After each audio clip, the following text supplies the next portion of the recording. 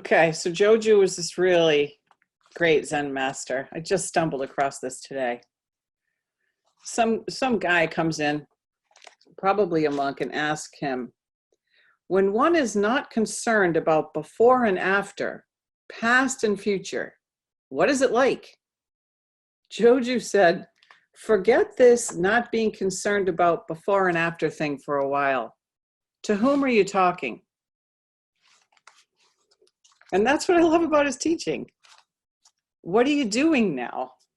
Right? So we have all these notions about to be concerned before and after, enlightenment and ignorance. And Joju says to him, just forget about that for a minute. Who are you talking to? Right? What are you doing now? That's the point of entry. And that's where you want to go. What are you doing now? Just do it. He brings the teaching right into the moment with this person asking him the question. Like, forget all this lofty stuff. Just put that aside. So we human beings, we make enlightenment. We make up this stuff. So there's something, some people call it God, Buddha, enlightenment, love, energy, absolute, soul, consciousness, right? All these different words. They're all ideas. But that thing itself, those we say it's like a finger pointing to the moon. The moon itself never said anything.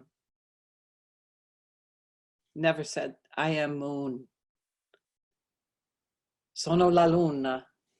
Je suis la lune, like all the different languages, like we have a million words in many languages for the moon. The moon itself, before name and form. And so enlightenment is like that.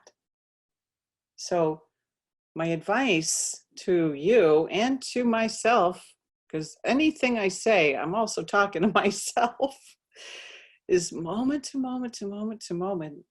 Your point of entry is this.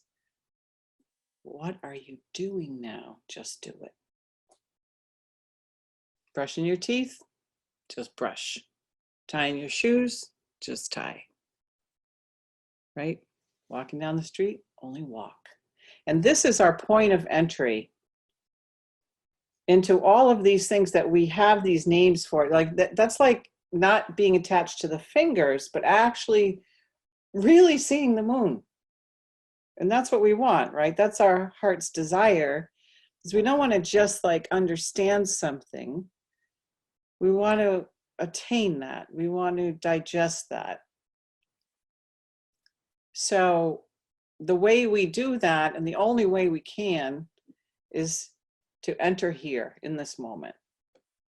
And if you do that, and I'll end on this, we went to do a retreat in Palma de Mallorca long time ago. Beautiful place on earth, just gorgeous. And so when we were done with the retreat, they took us on a sightseeing trip. And we went to this place called the Caves of the Dragon. And you buy tickets and you go in underground, and it's just stunning. It's all these stalactites and stalagmites and these beautiful like underground lakes and pools. And I'm pretty sure they had like lights and music, and you kind of walk around in this thing. And one of the things they talked about was how, I think it's the stalactite that comes down. It doesn't really matter because it's the same for the ones that are growing up. But it takes 50 years of this dripping to make 1 centimeter on that stalactite. 50 years. And it's just this drip, drip, drip, like this mineral deposits and makes this thing, this stone. And this is our practice. It's the same thing. And so now you go, it took like thousands and millions of years for this stuff to be formed in these caves, and it's beautiful. And we can look at it and say, wow. But on a moment to moment basis, it's 50 years of little moments to make a centimeter. And that's like our life. That's our life. And so practicing means that we climb into that moment, drip, drip.